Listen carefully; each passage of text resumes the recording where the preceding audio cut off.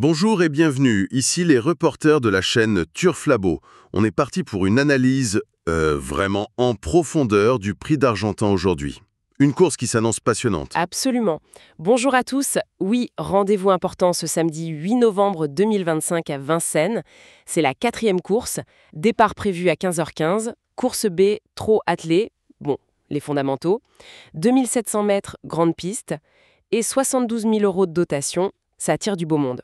Voilà, 13 partants au total, des 6, 7 et 8 ans qui ont déjà fait leurs preuves, avec des gains entre 80 000 et 350 000 €. Notre objectif, comme d'habitude sur Turf Labo, c'est de décortiquer tout ça ensemble. Essayer de cerner les forces en présence, les vrais enjeux. C'est exactement ça. On va regarder les stats, bien sûr, les perfs récentes, l'historique de cette course, les conditions aussi, la météo, et puis les échos des écuries, c'est toujours important. On essaye de vous donner une vision claire. Parfait. Alors, commençons par le décor. Vincennes, 2700 mètres grande piste, on le sait, c'est pas une promenade de santé. Ce parcours, il a une sacrée réputation, non? Ah oui, exigeant, c'est vraiment le mot. Le temple du trot, comme on dit. Il faut être costaud, avoir de l'endurance, et puis le pilote doit être habile, savoir gérer l'effort, c'est crucial. Souvent, la classe parle ici. Les vrais bons chevaux se révèlent. Et les conditions annoncées. Terrain bon, couvert, 14 degrés. Oui, vent faible, bon, a priori rien de particulier, ça ne devrait pas trop changer la donne, peut-être un petit avantage pour ceux qui aiment aller devant ou tenir un rythme soutenu. D'accord. Et si on regarde un peu en arrière, ce prix d'Argentan, sur les 7 dernières années, est-ce qu'il y a des leçons à tirer, des tendances fortes? Oui, il y a plusieurs choses intéressantes. D'abord, un truc un peu curieux avec les numéros. Le 5, ce sera Hollywood Dubois cette année. Il est sorti 5 fois dans les 5 premiers, dont 2 victoires. Ah oui, 5 fois sur 7, c'est pas rien. C'est assez marquant, oui.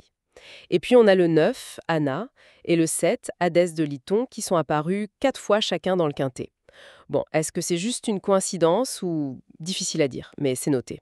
C'est le petit détail qui fait réfléchir. Et au-delà de ça, le profil type du cheval qui réussit ici. Ça donne quoi? Ah ben là, par contre, c'est beaucoup plus clair. C'est même écrasant.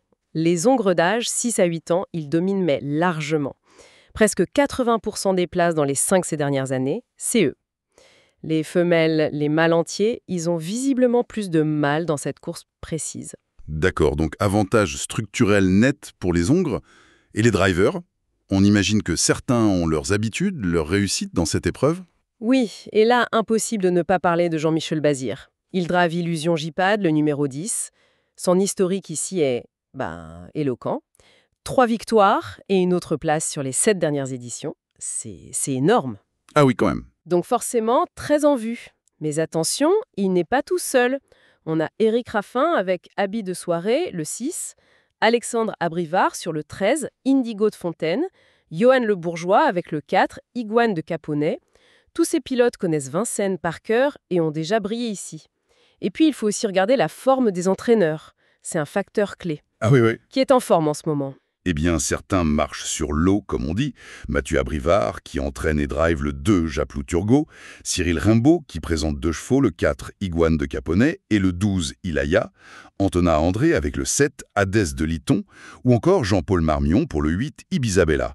Ils affichent tous des taux de réussite assez impressionnants ces dernières semaines. Cette fameuse forme de l'écurie, ça peut jouer. Et pour ceux qui aiment les paris, l'analyse des codes passés, ça nous dit quoi? Faut suivre les favoris les yeux fermés? Alors, c'est un peu double tranchant. D'un côté, oui, les gros favoris, ceux à moins de 41, ils gagnent souvent. 5 fois sur 7. C'est logique, vu que c'est sélectif.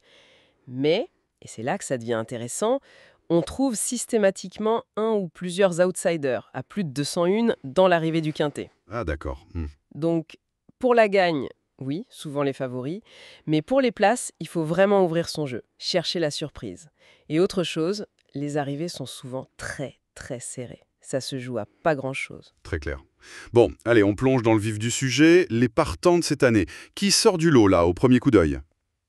Difficile de ne pas commencer par le numéro 2, Japlou Turgot. Les chiffres parlent pour lui.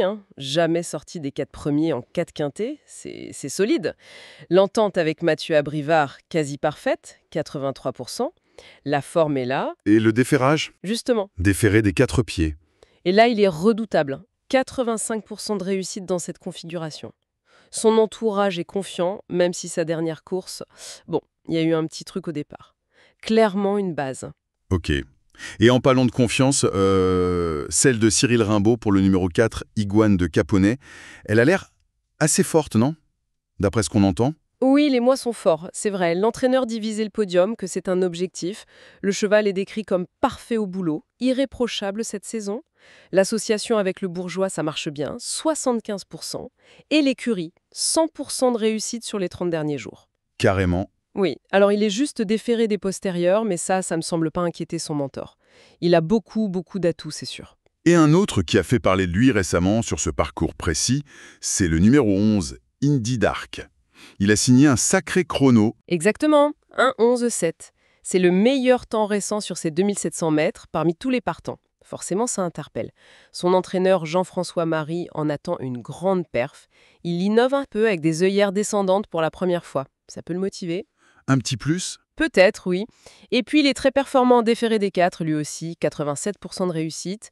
Son driver, Benjamin Rochard, dit qu'il a un vrai rush final s'il peut être économisé. Donc, si la course est rythmée, attention à lui à la fin.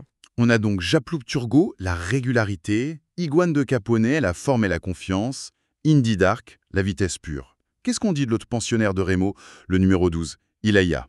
Ses stats à Vincennes sont bonnes. Une petite alerte récente serait oubliée. Par contre, son profil, c'est vraiment celui d'une pisteuse. Elle doit courir cachée, absolument. Ah, donc dépendante du parcours. Exactement. Si tout se passe bien, si elle a le bon dos, si l'ouverture vient au bon moment, alors oui, elle peut prendre une place. C'est une candidate aux places, peut-être un peu moins pour la victoire que son compagnon d'écurie, mais intéressante. Et bien sûr, on ne peut pas l'oublier, le numéro 10, Illusion J-Pad, avec JMB aux commandes. On y revient, oui, mais comment faire autrement? Basir sur cette piste, dans ce type de course, c'est un vrai plus. La jument a fait une bonne rentrée, selon son entraîneur, Pascal Lelièvre, et surtout, elle sera pieds nus cette fois. Ça peut tout changer. Les lièvres la voient bien, dans les 3 ou 4, c'est un de ses espoirs de l'hiver. L'entente avec Basir est bonne, méfiance, méfiance. Ça commence à faire un bon petit groupe de chevaux en vue, là. Mais il y en a d'autres qui pourraient venir jouer les troubles fêtes, non? Je pense à Habit de soirée, le 6, ou Hadès de Liton, le 7. Oui, tout à fait. Habit de soirée, le 6, c'est un cas intéressant. Il a Raffin et surtout, il court déféré des 4 pour la première fois depuis très longtemps, janvier 2022. Ah oui, c'est un vrai changement, hein. C'est un changement majeur, oui. Son entraîneur espère que ça va le réveiller, même s'il le pense meilleur sur piste plate. Il vise une 4e, 5e place, c'est le genre de pari qui peut tenter. Et Hadès de Lington, le 7, son entraîneur Antonin André, parle d'une grande année pour lui. Bon, il le préfère corde à droite, mais il le croit capable de bien faire ici. Il est en forme, bien acclimaté à son nouvel environnement. Et puis, le numéro 7, statistiquement, il sort souvent, on l'a vu. On sent que rien n'est joué, hein. Il y a aussi le 8, Ibiza Bella, qui vient de fauter, mais qui a de la qualité, c'est sûr. Ou le 3, Imberland, qui peut finir fort si ça roule devant. Exactement. Ibiza Bella, le 8, sa faute récente est dommage, mais Marmion l'a dit bien, si elle reste sage, elle a sa place, elle connaît le parcours. Imberland, le 3, avec David Thomas, c'est en dur. Si la course est sélective, il peut en ramasser quelques-uns pour finir, oui. Après, il faut noter aussi quelques bémols. Le 1, Ivanov, reste ferré. Ça sent un peu la course de préparation pour le monter. D'accord. Le 13, Indigo de Fontaine, l'engagement est bon, les stats sur le parcours aussi, mais il traverse une mauvaise passe et il doit surtout rassurer son entourage, c'est ce que dit Alexandra Brivard. Et enfin, la 9, Anna, elle vise sans doute une petite place à l'attelé avant de retourner sous la selle où elle est meilleure. Bon, c'est très complet. Si on essaye maintenant de synthétiser tout ça, quels sont les éléments vraiment déterminants pour faire le papier de cette course? Alors, si on résume, il y a plusieurs choses qui se croisent. D'abord, la forme actuelle. Elle semble vraiment au top pour le 2, Japloup Turgot, le 4, Iguane de Caponnet, le 7, Hadès de Liston, le 10, Illusion J-Pad, le 11, Indy Dark et le 12, Ilia. Le 8, Ibiza Bella est bien mais doit rassurer. Ensuite, l'aptitude au parcours. C'est crucial à Vincennes. Les numéros 2, 4, 8, 10, 11, 12 et même le 13 ont prouvé qu'ils aimaient ça. Les drivers, bien sûr. Évidemment. Avoir Basir 10, Mathieu Abrivard 2, Le Bourgeoise 4, Raffin 6, Alexandre Abrivard 13, Rochard 11. C'est un atout. Leur tactique sera décisive. Le déferrage, on l'a dit, c'est souvent un plus, pieds nus 2, 3, 6, 7, 8, 9, 10, 11, 12, ou juste des postérieurs, 4. Ça peut faire la différence, surtout pour le 2, le 4 et le 11 qui ont d'excellentes stats comme ça. Et enfin, l'historique. Les numéros fétiches, 5, 7, 9, la domination des hongres et... Bazir. Donc, on a un groupe de favoris assez logique qui se détache quand même. Le 2, Japlou Turgot, le 4, Iguane de Caponnet, le 11, Indy Dark, le 10, Illusion Jipad. Ils cochent pas mal de cases, ceux-là. Oui, sur le papier, ils ont les clés, clairement. Mais on l'a vu avec l'historique, il faut rester prudent. Les surprises pour les places, c'est fréquent ici. Un cheval comme le 6, Habit de soirée, avec son déferrage total, il pourrait se révéler. Le 8, Ibiza Bella, si elle est sage, elle a les moyens. Le 3, Imberland, si ça barde. Le déroulement de course, les aléas, la fameuse montée, le dernier tournant, tout ça va jouer un rôle énorme. C'est Vincennes, quoi. Voilà une analyse vraiment riche. Ça montre bien toute la complexité, mais aussi la beauté de ces courses. C'est ça qui nous passionne. Absolument. On a beau analyser les chiffres, écouter les pros, décortiquer le passé, au final, c'est la piste qui livre sa vérité. La course elle-même écrit son histoire. Avant qu'on donne notre pronostic Turf-Labo, une dernière petite pensée, peut-être un peu plus philosophique. Au-delà de la forme, des stats, de la tactique, qu'est-ce qui peut faire basculer une course comme ça selon vous? Ce facteur un peu impalpable. C'est une excellente question pour finir l'analyse, oui. Parfois, c'est juste ça, la niaque. L'envie, celle du cheval, celle du driver qui sent le coup. Ou alors un coup de génie tactique, un truc audacieux qui surprend tout le monde. Ou simplement un cheval qui est dans un jour de grâce, qui se transcende, qui va chercher quelque chose au fond de lui qu'on n'avait pas prévu.